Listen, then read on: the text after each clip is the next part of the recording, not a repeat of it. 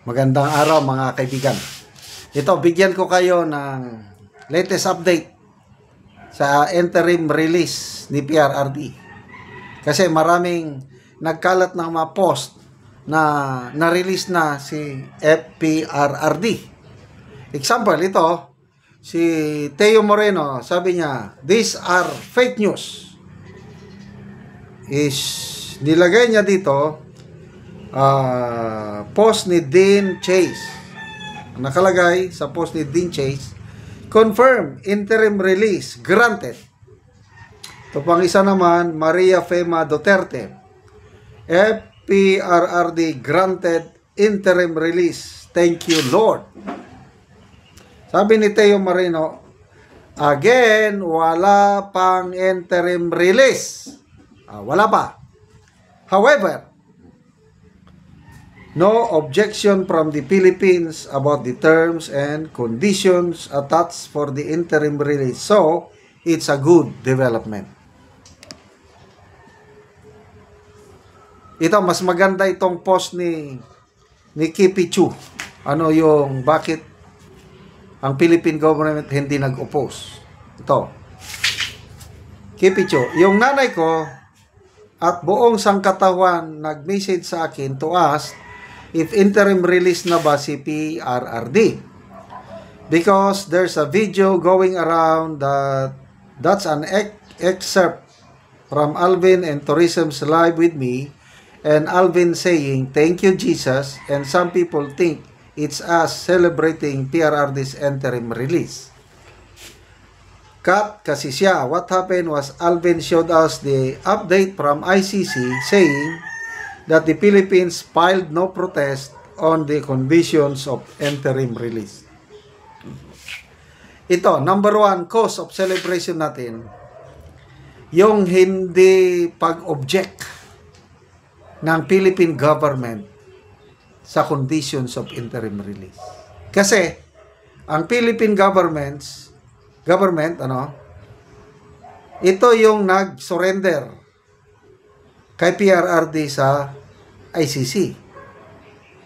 Kung hindi papayag o kaya mag-object ang Philippine government, never siyang marirelease. Ngayon, ang Philippine government nagsabi na kung ano ang gusto ng korte, yun ang masunod. Kung gusto nilang i-release, okay lang. Di okay. So, that's the cause of celebration muna ngayon. Okay? Hindi pa siya talagang na-release. Kailang malapit na po siyang ma-release. Kaya ituloy natin ang prayers. Ang meaning niyan, sabi ni Kipicho, kung ano ang ni-request ng defense team ni PRRD, okay lang sa Pilipinas. Hindi ibig sabihin na i-release na si PRRD now. Hindi pa. But we are happy because the update is very crucial. Interim release requires the cooperation of the country that surrendered the accused. So ngayon, sa wakas, nag-cooperate na ang Marcos Jr. government. Salamat naman. Meaning, if the Philippines filed a protest sa interim release, hindi marirelease si PRRD. But it didn't, which moves us closer to the interim release. There's also a third country that offered to host PRRD. And PRRD cannot be released if no host state ang mag-agree to host him.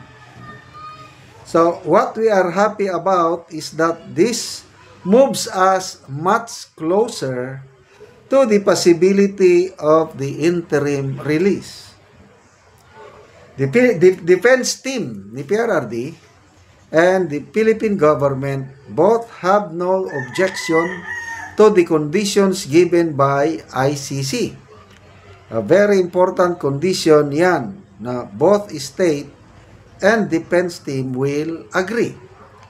So, what's next? Ito na lang ang hinihintay natin. Pakinggan niyo. Lahat ng requirements, wala na. All favorable kay PRRD. So what's next? The ICC judges will decide if they will grant interim release na based on the conditions they gave. For example, travel restrictions for PRRD, host country restriction, and others. Interim release means PRRD will just wait in this country while waiting for his trial. Major hurdle gun. Pinakamalaking balakid sa interim release ni PRRD, solbad na po. Wala nang major problem. Now, on to praying. Tuloy ang pagdarasal. On to praying that the ICC judges hand down the decision as soon as possible. Yun na lang. God will make a way whether or not makauwi si PRRD sa atin. Basta importante, wala sa detention si PRRD. Personally speaking, and opinion ko lang, I think that's why Kaufman wanted to meet BBM kasi he would like to probably request if the Philippines can allow PRRD back home. Kasi you need approval from that country. But in any case, kahit anong country man yan, at least wala sa loob ng kulungan si PRRD para makakain man lang siya ng bulad niya. Bulad, daing. Galunggong, bulad, dried fish. Sa loob kasi ng ICC, severely limited siya sa pagkain. Okay, so, di ba good news pa rin yun kahit hindi pa siya na-release. Kaya lang lahat ng balakid patungo sa paglabas niya sa kulungan, wala na. Judges na lang hinihintay. Okay, kung ako ang judges, may sakit na si PRRD, dementia, na walang kasiguruhan kung kailan siya magiging fit for trial.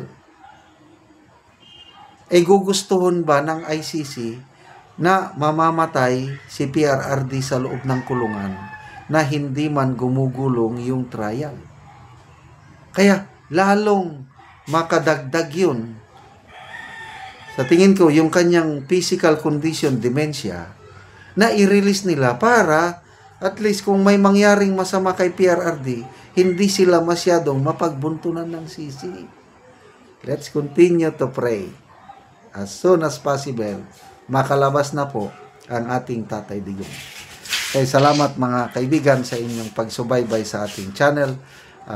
Ito, nakakatulong kayo ng malaki sa Talaan Big Tribe ng Bukidnon dahil ang sweldo natin sa channel na ito is pantulong sa tribo. Namimigay tayo ng mga libreng yero at pako para makapagpatayo sila ng mas maayos na tahanan. Panoorin nyo ang video na ito. Ini ang natagaan na mo og yero. So mag-atop na ni siya karon. Anong atop? Kay ulan wa gyud among masilungan. Trapal lang. Muna ni ang atop. So muna ni ang atop sa tagaan na mo giro. Silupin lang nga naay mga tubig. Oh, duha na gid kasapa. Trapal. Tanawa ang busog nga trapal. Ang sulod okay ra kay na kuan naman mi. Tag-agas.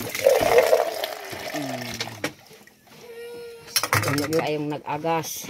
Good ang tubig yun. Agas. Salamat dito sa Ginoo. Kay tagaan dito Atop nga yero. pero nga makaatop ko. Tanawan ning atong atop silupin og trapal.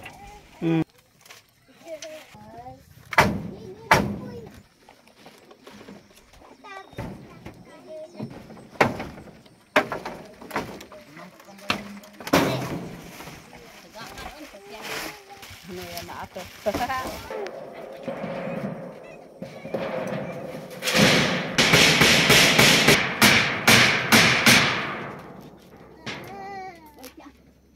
Karon naman na gyud sa pag-atop. Maayo na gyud nga tan-awon kayo man na sa pag-atop. So napulihan na tong mga silupin lang og trapal nga ilang atop. At may nga kuan na kagatok na migsin nakuha ng among kuan ato nga silupin og trapal ug mga sako. Lagi. Salamat mi na nga nay nagatag sa among Oo. karon di na mi ulanan. Salamat sa Ginoo Oo. nga nagatag sa amo. Oo, sige, salamat kaayo. Naay nagatag sa amo Mm. among iro. Kaya among mga anak Mm. na ulanan. Mm.